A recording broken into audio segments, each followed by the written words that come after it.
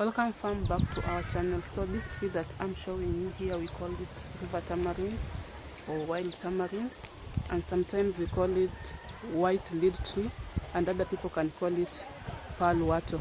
So when it is young, this is how this tree looks like.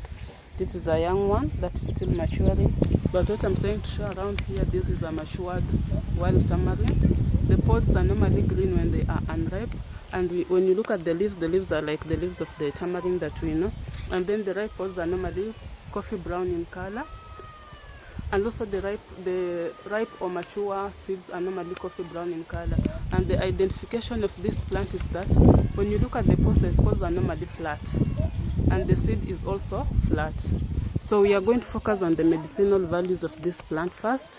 This plant, we normally consume the leaves. The leaves are edible, and also the green pod is edible. What we do, we just take the green pods plus the leaves, and then we cook them and you consume. And remember, you are not supposed to consume raw.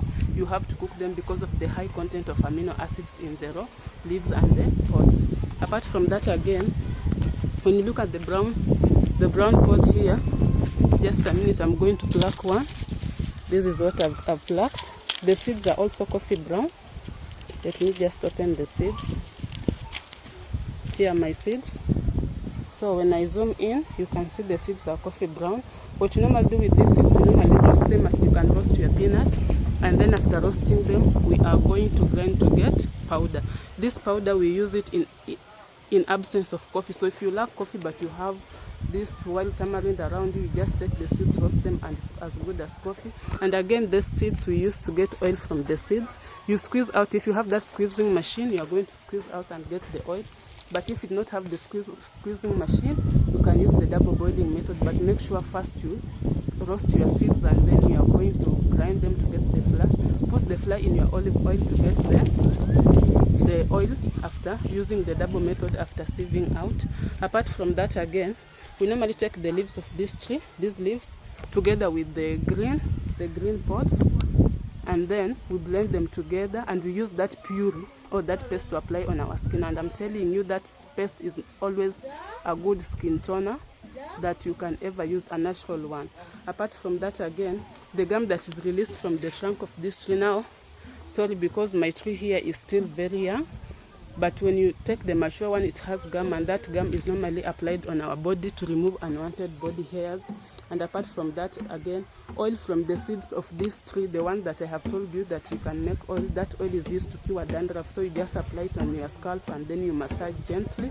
It's going to do away with anything to do with dandruff on your scalp. And then we normally cook the raw seeds. So we are going to take the green seeds, because the ones in these unripe pods are normally green, and then we are going to cook them. After cooking them, we are going to get tea.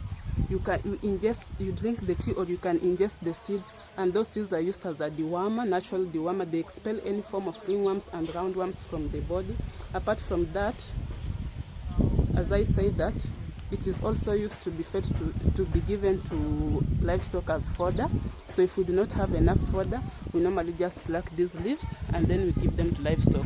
And the best thing about this plant, as you can see, family, it is just growing everywhere. It is growing everywhere around me. This plant is it is self-grown. It is self-pollinated. So what happens when those seeds are ripe? They'll just fall, and then wherever they fall, they're going to mature. Like down here now, what I'm having down here, as you can see, these are just very young ones that are trying to mature. Let me zoom in. This young one that is trying to mature. So it is easy to plant and have it in your compound.